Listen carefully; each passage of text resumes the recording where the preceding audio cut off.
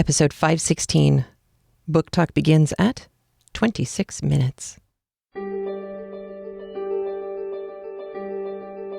Welcome to Craftlit,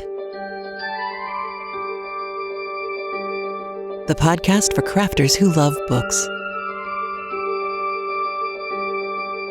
My name is Heather Ordover, and I'm podcasting from where the Delaware River meets the Old York Road, New Hope, Pennsylvania.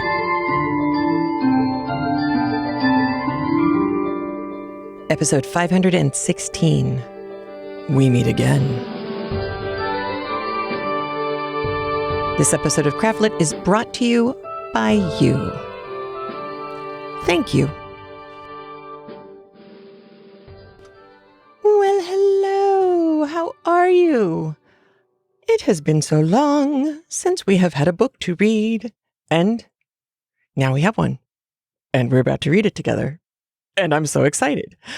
There's so much going on with this book and the world right now. It's a little bit crazy talk. Because of that, I am going to be sharing a whole lot of information and links out to things, both to distract and amuse you, as well as be useful and I hope interesting for you. So before we get to our book, I wanted to say happy 14th anniversary. I know many Craftlit listeners have been here since the early days in 2006, and thank you so much for sticking around. It's great. It's been especially great since this whole stay-at-home thing happened, because finally technology caught up with us in a way that worked. And Tuesday morning for me on the East Coast of the United States, very early Tuesday mornings for me on the East Coast of the United States, but a sane amount of time for people in other time zones. I have a Tuesday chat where we are getting together on Zoom and sharing what we're reading, what we're working on. It gives us, those of us who are stuck at home with no one to show our craftiness to, or maybe more appropriately, nobody who is going to say, "Oh, where did you get that yarn?" It gives us a chance to share what we're doing and share the patterns that we're using. And it's not just knitting. There's lots of stuff going on. And people are also coming with the books they're reading and sharing kind of like a little book commercial. This is the book. This is the author. This is what it's about. That's why I like it. I have found several really fun books based on recommendations from those chats already. So Tuesday is, we have Australia, New Zealand, and the UK, and Sweden, and Germany, and Denmark. I'm trying to think if we've gotten any other localities. I think that's it for our big countries for Tuesday morning. And the United States, because we have some crazy people here who also get up at 5 a.m. with me. And then on Thursdays, that's 7 o'clock p.m. at night on the East Coast of the United States. And that gets most of the United States and quite a few people from the UK as well. So I'm having a great time. For one thing, I finally get to see many people who I have been corresponding with regularly for years, which is awesome. But I'm also having a lot of fun just seeing what everybody's working on. It's just great to have smiling faces who don't live with me showing up twice a week. I get to have fun with you, and it's been a blast. So everybody's welcome, totally free. If you really just need to talk to some people who get you, please join in. We have a good time.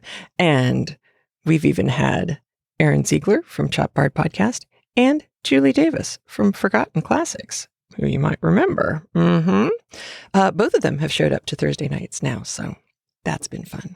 And my former student, Damani, who just started a new podcast. It's very exciting stuff. And I will have more information on that podcast for you next week. And if you weren't at that Thursday chat, just so you know, you've already heard from him via audio once when there was the police shooting that was happening in Dallas. He was there, and he was there with police officers who were friends of his, and he had a unique perspective on the whole thing. He's African American. He's married to a white woman, and a lot of his friends over his life have been all different races. So he's good at listening and thinking, and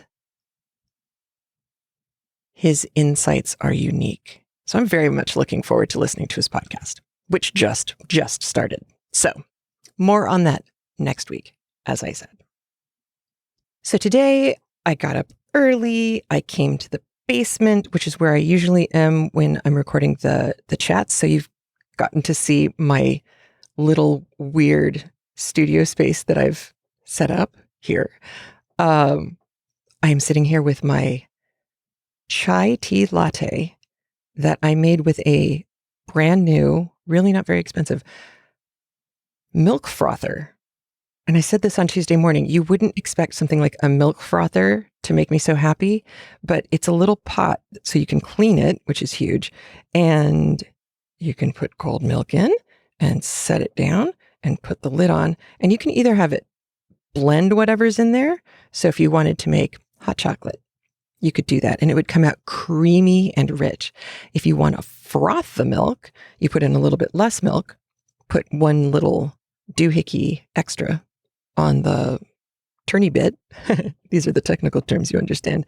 And then you get this fabulous milk foam. I have been putting frothed milk on my oatmeal. I've been putting it everywhere I can think of to put it. It has made me so happy. I have no explanation for that. It just there. So, chai tea latte with foamed milk and a little bit of cinnamon on top. Lovely way to start the day. And then I dove into organizing all of the notes that I've been making for you about things to know, as well as Bronte information for you. And boy, have I collected a bunch. All of it's in the show notes for this episode, craftlit.com/516. That'll get you here. And as before, if for some reason iTunes or the Craftlit site go down, you can always find episodes either on the Craftlit app, which you can get for any kind of digital device you've got. It exists on all the platforms. Or you can go to craftlit.libsyn.com. That's Libsyn. That's actually the company that hosts the feed, that holds the audio files and sends the podcast audio out to all of the different places: Spotify, Stitcher, phones, computers, iHeartRadio. I can't remember all of them. YouTube, everything. So that site has never gone down in 14 years. 14 years! Can you believe this? 14 years. If you want to see what Thing 2 looks like, we put a recording that he really wanted to make. We put it up on the YouTube channel, the Craftlit YouTube channel, and it's on Harley Quinn, the Joker's girlfriend. There was a young adult graphic novel that was released not too long ago, and he really, really, really wanted to talk about it. And he wanted to talk about it like a piece of literature. And so he wanted to record this episode. So we did. I have no idea if we'll ever do one again. He had a lot of fun doing it, but you can see my 16-year-old, 16, Thing 2, 16. I know, because he was 2.5 when I started, not even 2.5, 2 1/3 when I started the podcast. So time, it moves on. Things to know. Coronavirus is not killed by sunlight. Coronavirus is killed, so far we think, by UV sterilizers. So sometimes at manicure salons, you'll see them put tools into a little it looks like a toaster oven, and then it's got that bluish purple light on it. That's the kind of stuff that kills coronavirus. If you're not lucky enough to have something like that and you want to sterilize things, I am hearing stories about people putting masks into ovens. I do not know if that is working. I can neither confirm nor deny, but I am willing to bet dollars to donuts that someone listening does know. So please either call in or write in to share quality known information that we can then disseminate. And if you're going to call in, that's area code 206-350-1642. And of course, if you call in and you send me audio that way, it is the understanding that I carry with me that you are agreeing to put that audio on the podcast. If you say something that you don't want me to play on the podcast, just let me know at the beginning of the recording. I'd rather have you say this rather than play my voice, or this is just between the two of us and it was faster to call than it was to write an email. Totally get it. Just let me know. Mask research. We have gotten in the United States very uneven information about COVID-19, the coronavirus. Some of that is due to how things work right now in the United States. Some of that is due to the fact that it's a new disease and people are learning things about it as we go.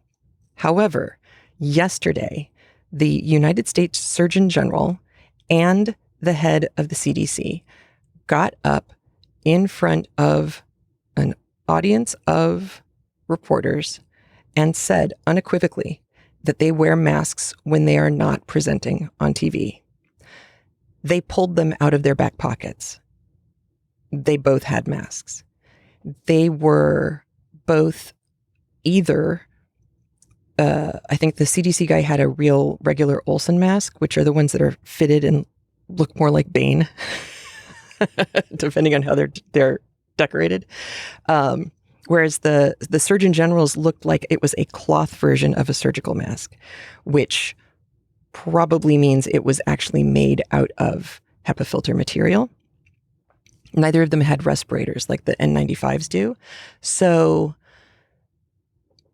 I have collected at heatherordover.com/masks all of the useful information I've been able to find on the mask technology when it comes to filtration. There have been studies that have been done, and I have a link out to a live stream, a Q&A live stream from the people who did these tests. And if you don't have time to watch the live stream, here's the upshot. COVID-19 particles, the actual virus particle, is 0.1 microns. So for those of you who spin, what, merino is 13 microns? So it gives you an idea of how small this thing is.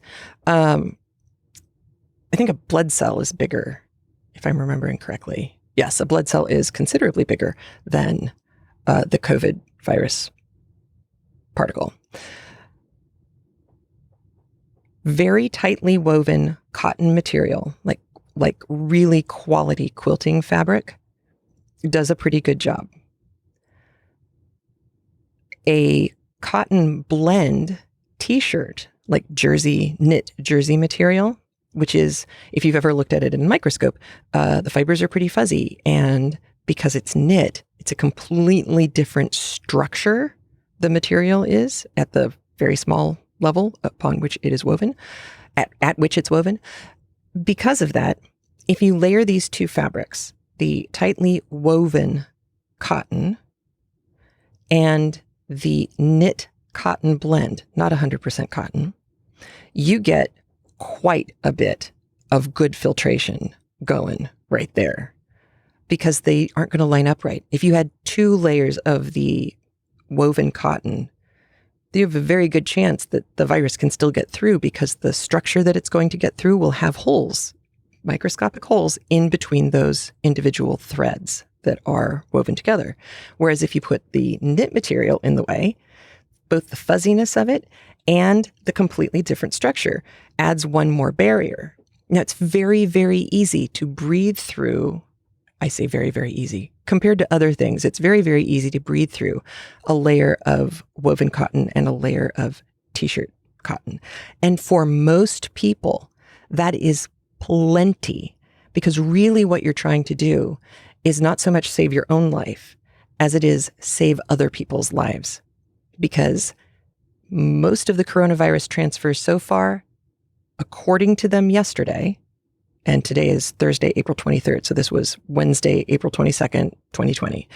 According to them yesterday, the contact tracing that they've done so far indicates that most of the COVID transmissions that happen outside of the hospital, so we're not talking about medical care workers at all right now, most of the transmission that happens outside of a hospital situation is from asymptomatic people, people who show no signs of being sick. So you wearing a mask means you're saving other people's lives just in case you are a carrier. If you think this isn't a big deal, the asymptomatic carrier thing, I've got a video on Typhoid Mary that you might be interested in, because the reason she was able to pass typhoid on to so many people, well, there were two reasons. Number one, she was a cook in Lower Manhattan. So yeah, that was unlucky. And number two, she was an asymptomatic carrier of typhoid. So she was never sick. So she didn't know that she was a carrier for a really long time and infected hundreds of thousands of people. So if you are so inclined and would like to make masks, please feel free to jump on over to heatherordover.com/masks. All the information is there. There's also a Kurzgesagt video, the In a Nutshell YouTube channel. They have it's the best COVID-19 information I've seen yet. Succinct, kids can understand it.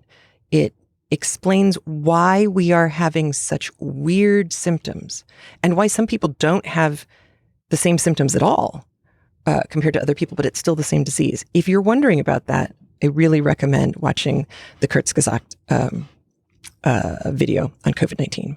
So information. I am also making my own ham and sausage. It was about time. Partially because pressing the seams on the masks require you to press a seam that is very curved. And I have been coming up with all sorts of funny ways to do that with some of my hand knitted socks that I've stuffed to within an inch of their life. And I've been pressing seams on that, and it's really kind of unruly. So I'm making a ham. And I've got a link out to that pattern in case you are interested as well. If you are sitting at home with very little to do, just a reminder that the Globe Theatre, Britain's National Theatre, and the Royal Shakespeare Company, they are all releasing video recordings of shows that they've done over the last, I don't know, I've seen stuff from the last 10 years probably. We watched The Treasure Island, and most of these are only up for a limited amount of time. I think Treasure Island goes away tonight. Wow. So good. So much fun to watch. I watched the Jane Eyre. I watched Treasure Island. I'm looking forward to seeing what's coming next.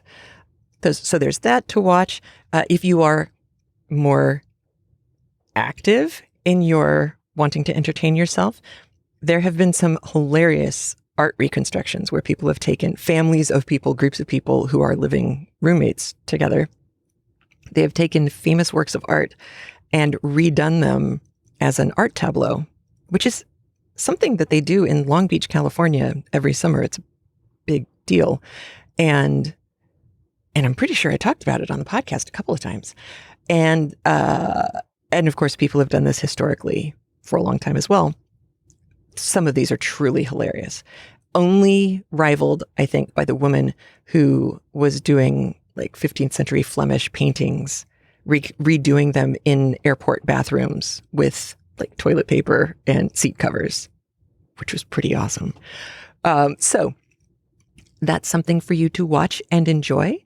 All sorts of bootlegs of Broadway shows have been popping up on YouTube. They all seem to include the word slime. So I believe Beetlejuice was how to make beetle, the word beetle, juice, the word juice, slime. Hamilton was tutorial on making 18th century slime, something like that. They've all got these goofy slime names. Normally, I am not a fan of watching bootlegs of Broadway shows, but my feeling is this. They're out there. The audio and the visual is usually pretty lousy, nowhere near as cool as going to see a show in person, but none of us are going to be going to see shows in person for a while now. And at least you can have an entertaining couple of hours where you get to see something you might not have otherwise gotten to see. Not everybody can go to New York or go to a Broadway show, even when they're on tour. So, yeah, you can watch them on YouTube, and when you get a chance, go see a live show someday. The Six Wives of Henry VIII is very funny. And Lily, one of our listeners who comes to our Tuesday book chats, she got to see it live and in person and said it was a whole lot of fun as well. On YouTube, there's also Some Good News that John Krasinski from The Office is doing, and Jack Ryan. He's been the recent Jack Ryan. And that every week he has made me cry in a good way. It's been lovely. All he does, Mondays, he releases good news that's been sent to him from people all over the world. That's lovely. I listened to the final Hilary Mantel book in the Thomas Cromwell series. So that was upbeat and fun. Not. But then I followed it with, I think A.T. Blanton was the one who recommended Andrea Vernon and the Corporation for Ultra-Human Protection, followed by Andrea Vernon and the Superhero Industrial Complex. These are Jasper Fordian style books. If you like Jasper Ford, you will love these. They take place in New York City. The guy who writes them clearly knows his way around the city. It's a lot of fun and not a challenge to listen to, which doesn't mean that they're not clever, because they're very clever. It's just easy listening. And the Audible version is superior. The woman who does the narration has a cast of character set of voices that is not to be believed. Only outdone, I think, and maybe not even outdone, probably not outdone, by the guy who read We Are Legion, We Are Bob. So there's some of the other things for you to listen to. If you haven't seen some of my posts, in January, end of January, I was laid off along with 60 other people, 100 other people. 60 other full-time people and 40 contractors. We were all laid off at the same time. Honestly, it was lovely to be able to sleep again and see my kids and not have to commute. And while I miss the scientists, I miss the people that I was working with, but boy, it's been nice to be home. And then when this all happened, it wasn't such a hit, such a shock to the system, which is also kind of nice. So I will be continuing the Tuesday, Thursday book chats for as long as I can. I have no idea what the future holds, but I'm sure having a good time doing them. And we show no signs of really being able to go back to normal yet. So I'll see you Tuesdays or Thursdays. There's also another YouTube channel, which you may get a kick out of, called The Daily Stoic. And this guy has a website and a newsletter, and he dispels all of the misleading, mistaken, erroneous stereotypes about what Stoicism is and how it functions as a philosophy of life. It is not Spock. It is not emotionless and unfeeling. It is very interesting. And I've included one video of his for you to take a look at, and it's Why I Start My Day with Marcus Aurelius, which it turns out to be just a compilation of clips from other YouTube videos he's done, but it really kind of in 5 minutes sticks it all in a nutshell. And it was nice. It was nice to see a different philosophical stance taken. So that's cool. Last big announcement is we are undergoing a redesign, a huge entire schmickeki. The whole shebang is getting redone at craftlit.com. I found people who can help, and the whole redesign is happening without me having to do much of anything except for provide imagery and passwords. So it's not going to be done in time for us to start the Tenant of Wildfell Hall, because it's not done right now on Thursday, April 23rd, 2020, but it will be done soon. I will let you know when it is ready for you to go have a look-see, and then please let me know as soon as possible if you are finding problems, errors, things that aren't working well, flows, UX information that you think might be helpful for other people or for you yourself, and I'll see about getting that stuff updated. So, I think that's all the information that I had saved up. Now, The Tenant of Wildfell Hall by Anne Bronte. Why are we going to do The Tenant of Wildfell Hall by Anne Bronte? Here's why. No, it's too much. I sum up. Here's the thing. In 2010, when we were on the trip to London, Bath and Wales, we went to a yarn store in London. I cannot remember the name of the person who came up to me, but she came up to me in the yarn store. I can remember the yarn we're looking at, but I can't remember her name. And she said, you know, there's a book you really need to do on the podcast because it's exactly up your alley. It is a book everyone should have read.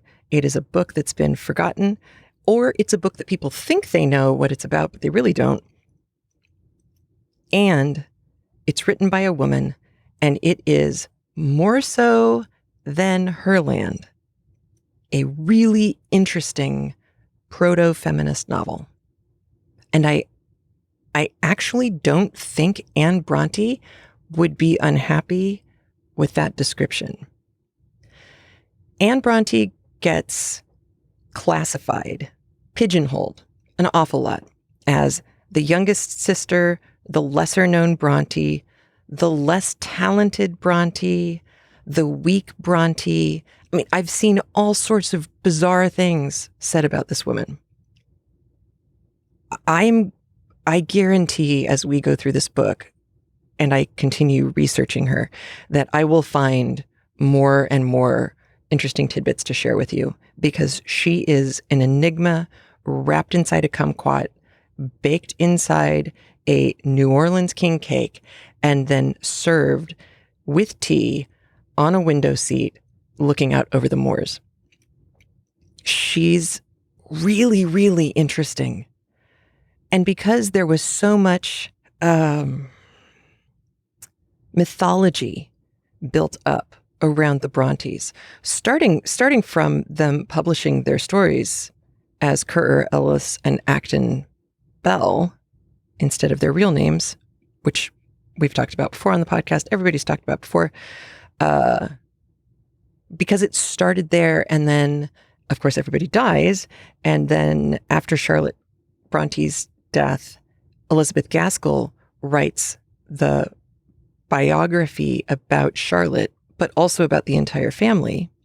And because Ellen Nussey, Charlotte's best friend, who was friends with all of them, but was Charlotte's best friend, she kept all of her letters from Charlotte when Charlotte's husband had asked her to burn them, because he was concerned about stories getting out and about people trying to show his wife, who was A, his wife, and B, a firebrand, and C, a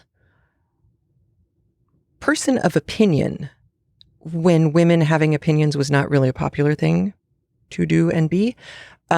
He didn't want bad stories about his wife to get out or for things to be misconstrued, which of course they would be. And so he asked Ellen Nussey, he asked everybody who had letters from Charlotte to burn them. Ellen didn't. And then she got her 15 minutes of fame by being Elizabeth Gaskell's main source. Well, Ellen Nussey, as she got older and remained unmarried, watched Charlotte, well, all of the girls, but Charlotte especially, watched the fame that surrounded her for the very brief time that she was able to enjoy it with some amount of jealousy and judgment. And so a lot of really unflattering stories about Branwell and about Patrick came out. And when we did Jane Eyre, I mentioned the Juliet Barker book. That's a tome. It is like the OED version of the Bronte family. And I'll link out to the book on the show notes for you just in case you're interested in reading a big, thick book on the Brontes.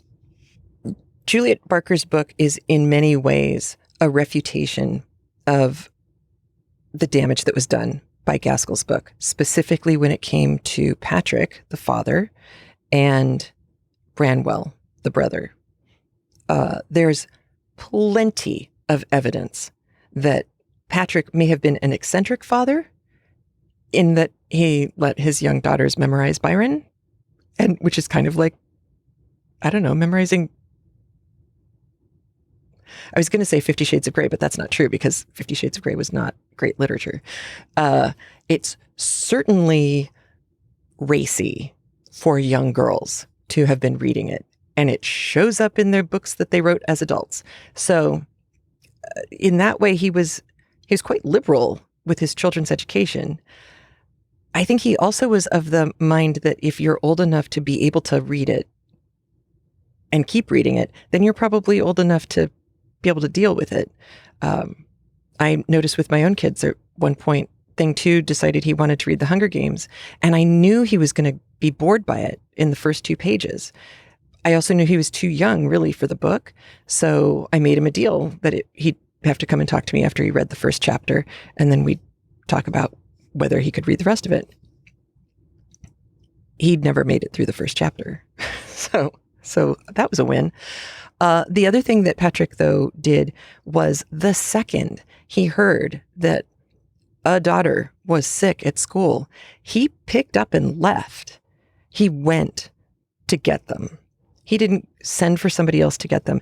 This was a big deal because as the person in charge of the parish, he had a lot of legal jobs to do, as well as jobs that are ministering to someone's particular issue, whether it's a birth or a death or just needing to talk to somebody.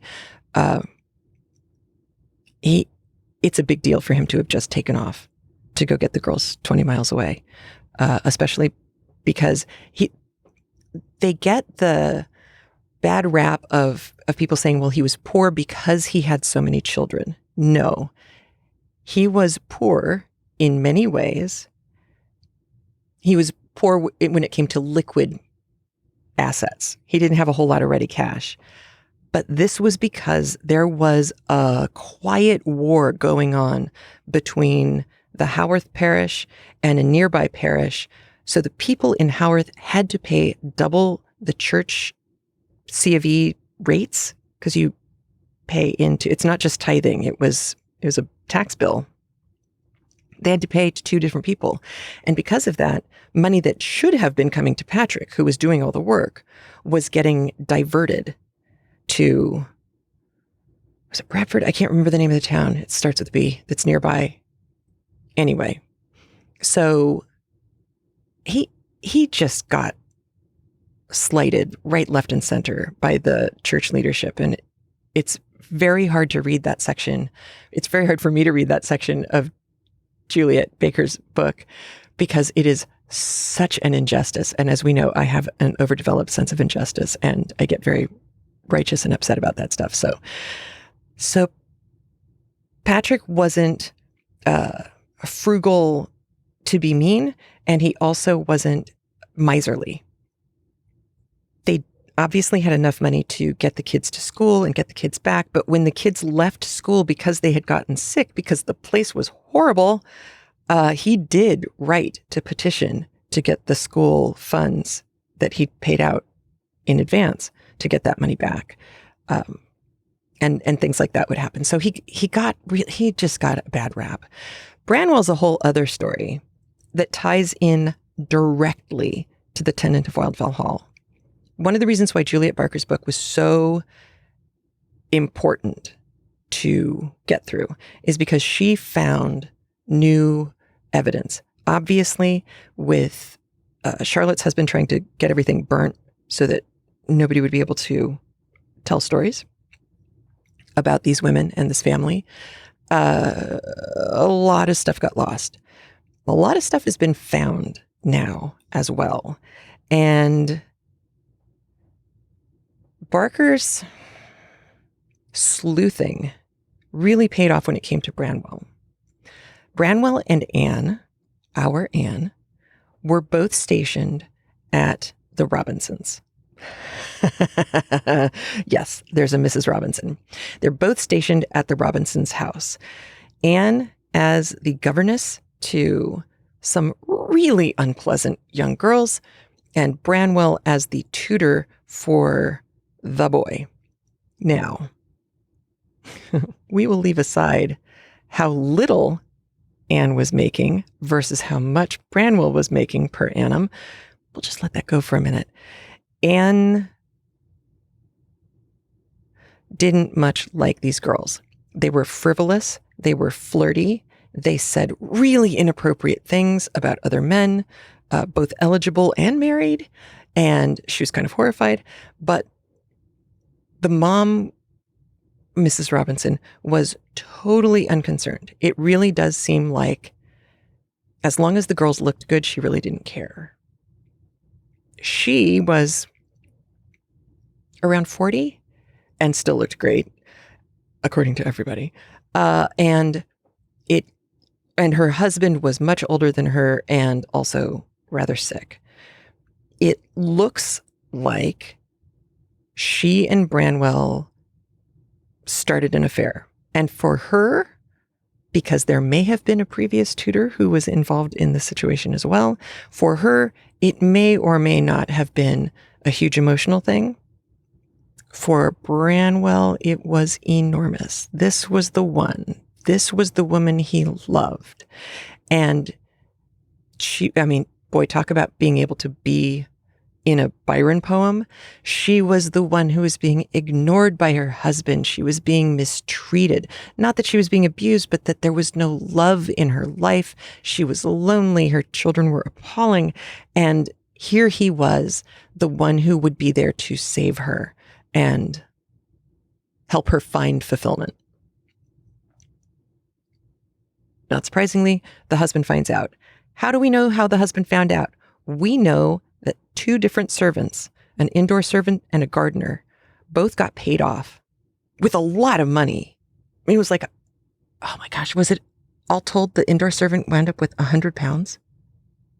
And at first people had thought, oh, it was just paying back a loan. And then it's like, well, wait a minute. Why would the indoor servant have £100 on hand that they could loan to the guy who's running and owns the grounds and the estate? That doesn't make any sense. What did make sense was the timing. Branwell leaves, and these two people get paid off. Both of them knew, or had every reason to know, what was going on with Branwell and Mrs. Robinson. Branwell basically gets a letter when he's home on break that says, "You're not coming back.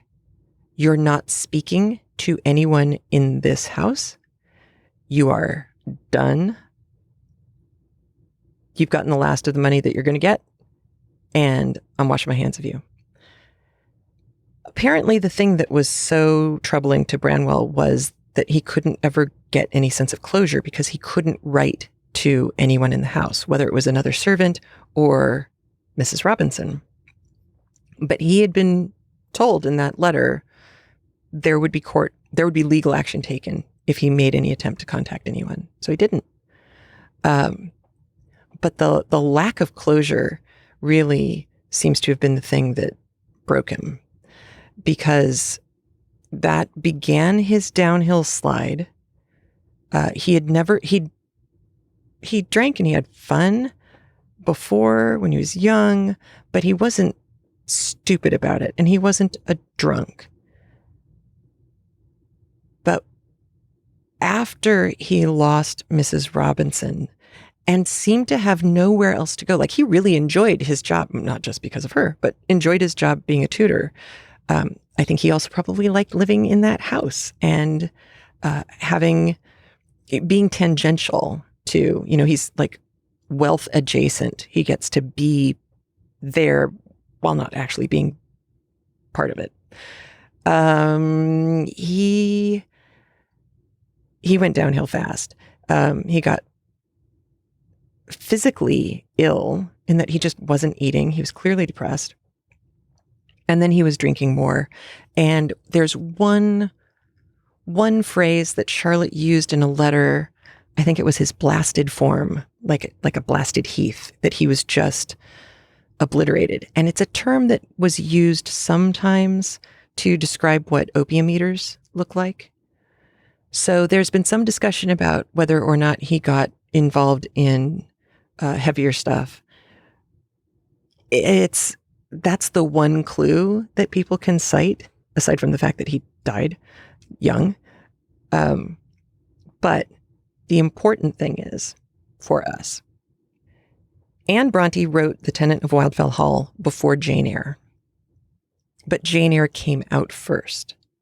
So Tenant of Wildfell Hall got ignored or overshadowed just because of that. Anne Bronte dies. Charlotte makes arrangements for republication. Now that they're known, now that the Bronte family is a known quantity, it is no longer a mystery who these people were. Charlotte is known in London as a person herself, an author. She makes arrangements to republish and holds back on The Tenant of Wildfell Hall, claiming that the author thinks that the topic of the book was an enormous mistake. Should never have been written. That is Charlotte. That's not Anne. Charlotte had issues because she thought, probably mistakenly, that there's a not very nice character in The Tenant of Wildfell Hall who she either thought was Branwell, that Anne based the character on Branwell, or she thought people would think it was Branwell. And either way, that seems to have been the real reason why she wanted to keep Tenant of Wildfell Hall down. Once you really get into the weeds of who was saying what to whom and when and all of that information, it becomes pretty clear that a couple of things were going on for Anne. While she was governess, in not just the Robinsons' home, I think she had 2 other homes that she was a governess in. She saw some really bad behavior. And on at least one occasion, she saw really, really bad behavior. Some of that comes out in Agnes Grey. There's a rather famous moment where a boy who is like Jeffrey Dahmer in training, he's the kind of kid who tears wings off of butterflies, that kind of kid, he loves to torture birds. And his uncle is kind of training him to do that and therefore, quote unquote, be a man, which is horrifying. Agnes sees a nest of baby birds brought to this child and sees him leering over this nest, trying to decide how he's going to torture them for the rest of the day. That'll be his entertainment. And the character, Agnes Grey, gets a big rock and comes up and smashes the birds, which is horrifying. But she knew she couldn't get the birds away from him. She knew she couldn't remove the nest, that he would either whine to mommy and daddy and she'd get busted, or he'd find them and he'd just make it that much worse for them. And so it was a mercy killing, which is horrifying. But that's why I say that people don't really get Anne Bronte. She's tough. And she clearly either was in situations where she had to make tough decisions that were ethical, moral decisions, or she saw situations where she wished she had done something different. And a lot of that winds up in her writing. So we have two main characters, Gilbert Markham and Helen Graham. We are so lucky because Maya Daguerre, who read Sense and Sensibility for us and who continues to read for me whenever I need her, and I'm so grateful, she is back to read Helen Graham because Tenant of Wildfell Hall is like an epistolary novel-ish. And at one point, the narrative cuts and we get to hear Helen's diary. So we get Helen's voice unedited. But the rest of the book is framed, this is our framing device, framed as a letter written by Gilbert Markham to a friend of his. It's a very long letter. But that's the conceit that is used to tell this tale. It all happens, not surprisingly, in the northern part of England. Gilbert Markham is interesting because he's a gentleman farmer. So he's educated. He's traveled some. He is the oldest son, which means he's inherited the property. And the property is a farm. And that means he's not the lord of the manor. They have a nice house, but it's not a manor home. He's working out in the field with his other laborers. He gets dirty and he works hard. And sometimes he gets a little smug about that. And sometimes he feels a little put off by how much work he has to do. He has a younger brother, Fergus, who is kind of an obnoxious younger brother and who needles Gilbert all the time and is constantly saying insulting things. He's really funny. And he's not funny like laugh out loud funny. He's funny like, yeah. I've known people like that. So Fergus is fun. And then there's Rose. Rose is their sister in the middle of the two boys. And she's long-suffering, and she speaks her mind about the difference in the treatment of men and women within families. And it's so interesting. Anne Bronte is the only one who was really raised 24/7 by her aunt. Her mother died after giving birth to her. The aunt comes up from Cornwall to stay with the family. So when she wasn't spending her time with her sisters, she was with Aunt Branwell. And that means when the older girls went off to school, Anne really, for all intents and purposes, was the one who had a mom for the longest. So the way she deals with family dynamics is really fascinating. And she has this really subtle, wicked sense of humor all the way through the book. And it's one of those things that if you listen and you think, wait a minute, was that a joke? Yes, it was. Yes, it was. I'm going to just guarantee it up front. Yes, she's making jokes. So Gilbert's fun, but he is neither a paragon of virtue, nor is he a deeply flawed Byronic hero.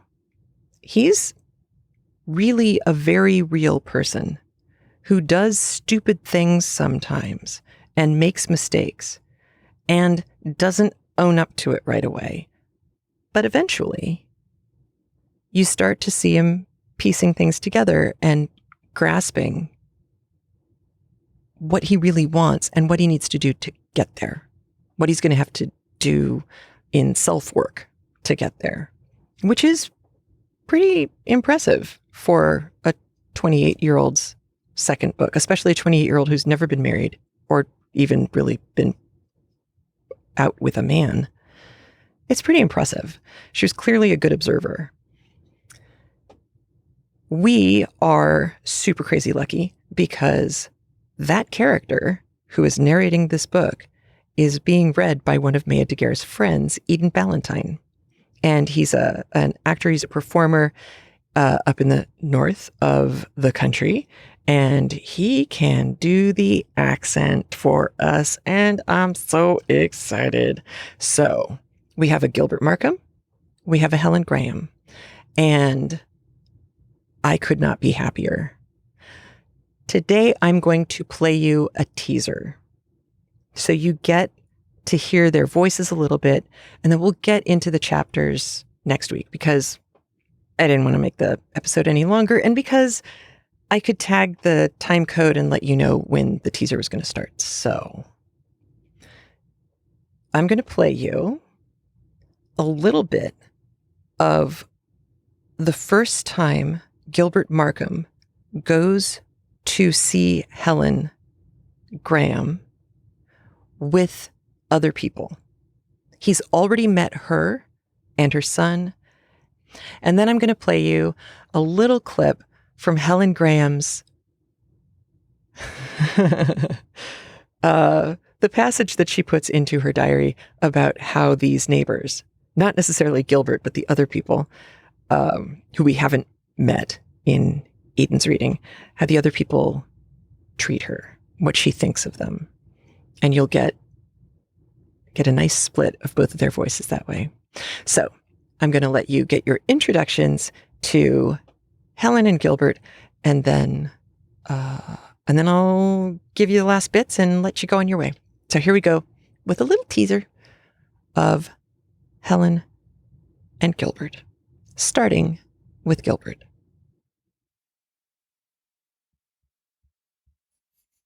Chapter 7. The Excursion. Not many days after this, on a mild sunny morning, rather soft underfoot, for the last fall of snow had only just wasted away, leaving yet a thin ridge here and there lingering on the fresh green grass beneath the hedges, but besides them already, the young primroses were peeping from amongst their moist, dark foliage, and the lark above was singing of summer, and hope, and love, and every heavenly thing. I was out on the hillside, enjoying these delights, and looking after the well-being of my young lambs and their mothers, when, on glancing round me, I beheld 3 persons ascending from the vale below. They were Eliza Millward, Fergus, and Rose. So I crossed the field to meet them, and being told they were going to Wildfell Hall, I declared myself willing to go with them, and offering my arm to Eliza, who readily accepted it in lieu of my brother's, told the latter he might go back, for I would accompany the ladies. "I beg your pardon," exclaimed he. "It's the ladies who are accompanying me, not I them. For you all had a peep at this wonderful stranger but me, and I could endure my wretched ignorance no longer. Come what would, I must be satisfied. So I begged Rose to go with me to the hall, and introduced me to her at once. She swore she would not unless Miss Eliza would go too. So I ran to the vicarage and fetched her. We've come hooked all the way, as fond as a pair of lovers, and now you've taken her from me, and you want to deprive me of the walk and my visit besides. Go back to your fields and your cattle, you lubberly fellow.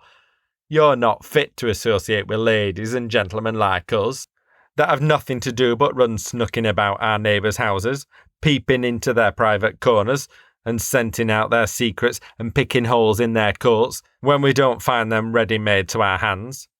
You don't understand such refined sources of enjoyment." "Can't you both go?" suggested Eliza, disregarding the latter half of the speech. "Yes, both, to be sure," cried Rose. "The more the merrier, and I'm sure we shall want all the cheerfulness we can carry with us to that great, dark, gloomy room with its narrow lattice windows and its dismal old furniture, unless she shows us into her studio again." So we went all in a body, and the meagre old maidservant, that opened the door ushered us into an apartment, such as Rose had described to me as the scene of her first introduction to Mrs. Graham. A tolerable, spacious and lofty room, but obscurely lighted by the old-fashioned windows. The ceiling, panels and chimney-piece of grim black oak, the latter elaborately but not tastefully carved, with tables and chairs to match. An old bookcase to one side of the fireplace, stocked with a motley assemblage of books, and an elderly cabinet piano on the other. The lady was seated in a stiff-backed armchair, with a small round table containing a desk and a work-basket on one side of her, and a little boy on the other, who stood leaning his elbows on her knee and reading to her, with a wonderful fluency from a small volume that lay on her lap, while she rested her hands on his shoulder and abstractly played with the long wavy curls that fell on his ivory neck. They struck me as forming a pleasing contrast to all the surrounding objects, but of course their position was immediately changed on our entrance. I could only observe the picture during the few brief seconds that Rachel held the door open for our admittance. I do not think Mrs. Graham was particularly delighted to see us. There was something indescribably chilly in her quiet, calm civility, but I did not talk much to her. Seated myself near the window, a little back from the circle, I called Arthur to me, and he and I and Sancho amused ourselves very pleasantly together, while the two young ladies baited his mother with small talk, and Fergus sat opposite, with his legs crossed and his hands in his breeches pocket, leaning back in his chair and staring now up at the ceiling, now straight forward at his hostess, in a manner that made me strongly inclined to kick him out the room, now whistling sotto voce to himself a snatch of a favourite air, now interrupting the conversation or filling up a pause, as the case might be, with some most impertinent question or remark. At one time it was, "It amazes me, Miss Graham, how you could have chosen such a dilapidated, rickety old place as this to live in. If you couldn't afford to occupy the whole house and have it mended up, why couldn't you take a neat little cottage?" "Perhaps I was too proud, Mr. Fergus," replied she, smiling. "Perhaps I took a peculiar fancy to this romantic old-fashioned place. But indeed it has many advantages over a cottage. In the first place, you see, the rooms are larger and more airy. In the second place, the unoccupied apartments, which I don't pay for, may serve as lumber rooms, if I have anything to put in them, and they are very useful for my little boy to run about in on rainy days, when he can't go out. And then there is the garden for him to play in, and for me to work in. You see, I have effected some little improvements already," continued she, turning to the window. "There is a bed of young vegetables in that corner, and here are some snowdrops and primroses already in bloom, and there, too, is yellow crocus, just opening in the sunshine."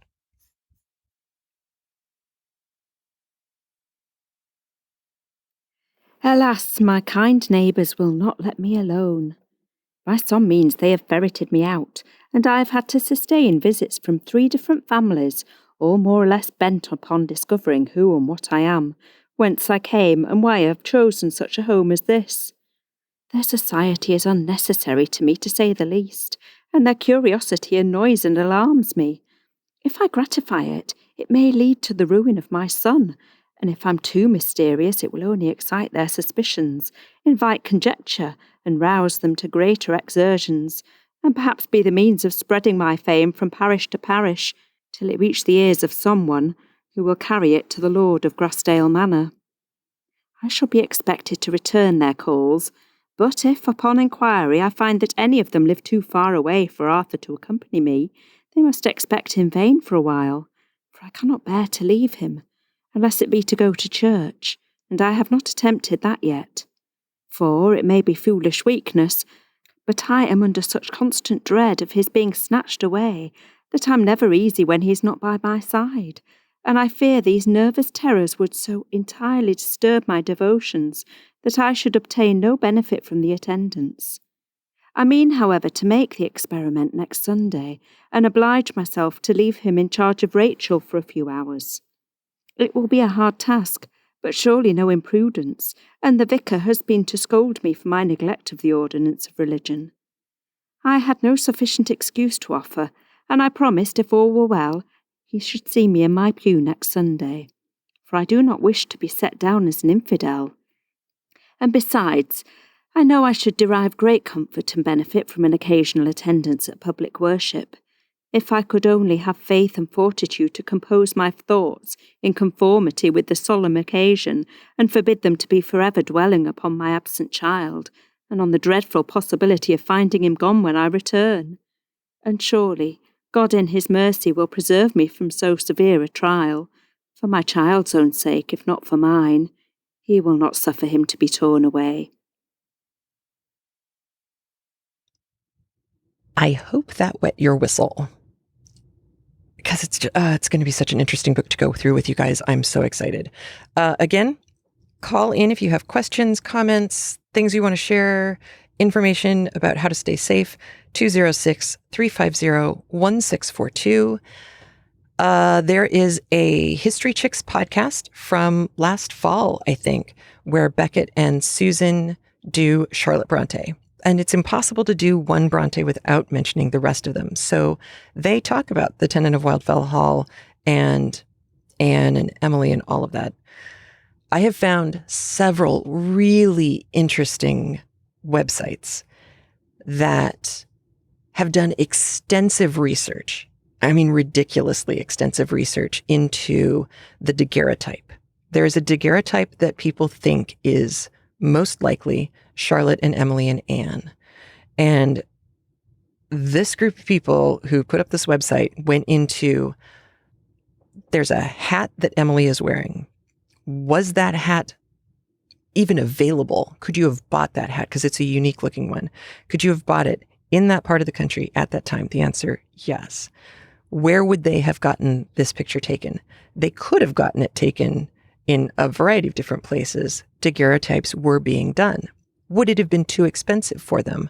Not at all. It was £1 5p to get a daguerreotype done. Would they have been able to find a place to do it? Yes, absolutely. The picture could only have been taken in like 1848, which would have been the year before Emily and Anne died. Yes, that was possible. They've just done an incredible amount of research. The photograph or the daguerreotype is really interesting looking. And on this website, which I'm linking out to, they do a lot of comparisons, because while there's only that one painting of the three girls with Branwell looking like a pillar because he painted himself out, there are lots of sketches, not lots. There are several sketches of each of the girls that are done by each other. And there's one, which I'm using as the button for this particular book, that Charlotte did of Anne, which I think is the one that looks the most like an amalgam of all of her visions. Her nose seems to be right. The way her chin kind of receded a little bit, and her lips, she's very interesting looking. And yes, she was quiet, and yes, she was the youngest, but no, she was not weak. She's really interesting. So there's a History Chicks podcast you can listen to. They also have a new podcast called The Recapery, where they're recapping shows. They're doing The Crown, Little Women, Marie Antoinette. And I need to ask Beckett if she saw the Makara 2's video, which I'm also going to link out to for you, because she does this amazing explanation for why she didn't think the costumes in Little Women should have won an Oscar. And it pretty much comes down to bonnets, which happens at the 14-minute mark, where she just decides to make a bonnet. It's hilarious, but she's very much a modern YouTuber. Her editing is very fast and furious, so prepare yourself. Beckett and Susan also recommended a documentary on the Bronte family and that movie, To Walk Invisible? It's a two-parter series that was done really recently on the Bronte sisters, which is also came highly recommended from the two of them. I have not watched it yet, but it's on my list of many things to watch.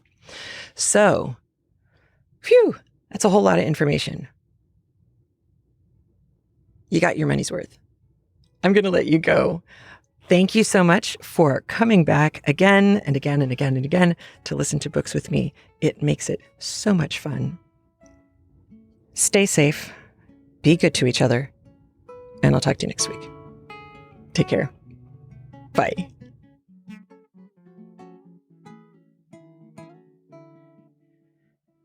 If you like what you heard today, please leave a review over at iTunes. Join us on Facebook. Meet up with the knitters on Craftlet's Corner of Ravelry. Stay in the know on Instagram, or add your name to our mailing list, which I promise will never spam you. In fact, you probably want to buy a lottery ticket on any day that you get a message from the Craftlet mailing list, because that'll be a special day. And remember, if your hands are too busy to pick up a book, at least you can turn one on.